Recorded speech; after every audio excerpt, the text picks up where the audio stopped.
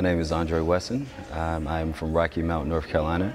I am a proud alumnus of the university, graduated in 2004, and I work in the academic advising programs now. I hail from a single-parent household, and so my mother, bar none, was the most important factor, influential factor of me going on to college. Premium was put on education from a very early age, and so she did a lot to put me in a position to attend different camps when I was growing up, attend different leadership seminars during the summers. I was fortunate enough to attend the Summer Bridge program, which I think was absolutely critical. The Summer Bridge program was an 8 or 9 week academic program where entering first-year students were able to come to the university and take 2 courses, become familiar with the campus, become familiar with the resources, and really adjust before they came in August. I still had to go through some of those first semester things of getting grades that I had never seen before, feeling like Carolina was too big of a place for me, feeling like it was too challenging. Perhaps I made the wrong decision. I should have gone somewhere a little closer to home. All of those things that I think are typical for first-year students, regardless of whether they're first generation, regardless if they come from lower income household. You know, Carolina starts here.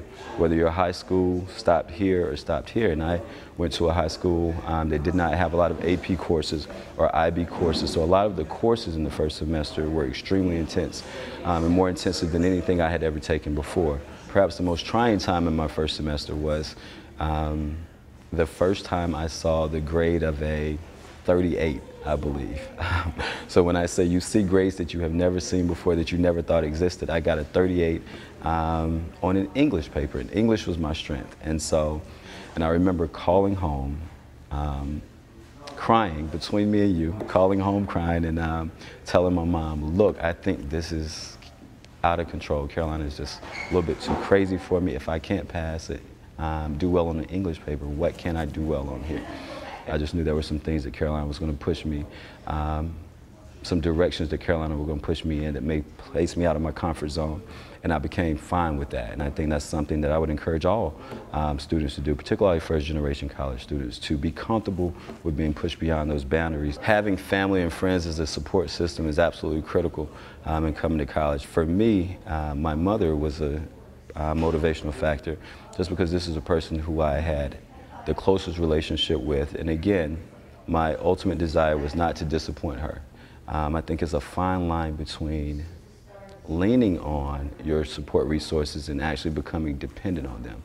Because college is a time where you step away from that and you start to mature on your own, whether it be academically, personally, just in how you process the world around you. I feel very fortunate to have the opportunity to work at my alma mater. And so as an academic advisor now, I absolutely love it, because all day, every day, what I get to do is speak with students who are going through the same process that I went through not too long ago. But sometimes it's helpful to have someone, I think, who has been there recently and recognizes that we feel like we have everything figured out and can still add value to some of the things that we're thinking and show us opportunities that we weren't thinking, or show us potential pitfalls before we get there.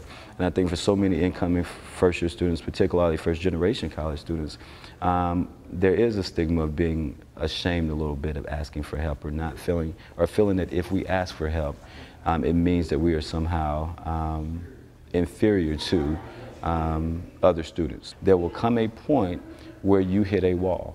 And what Carolina does is provide a wonderful support system of resources, I think, across the board, whether it's Learning Disability Services, the Writing Center, the Learning Center, the Math Help Center.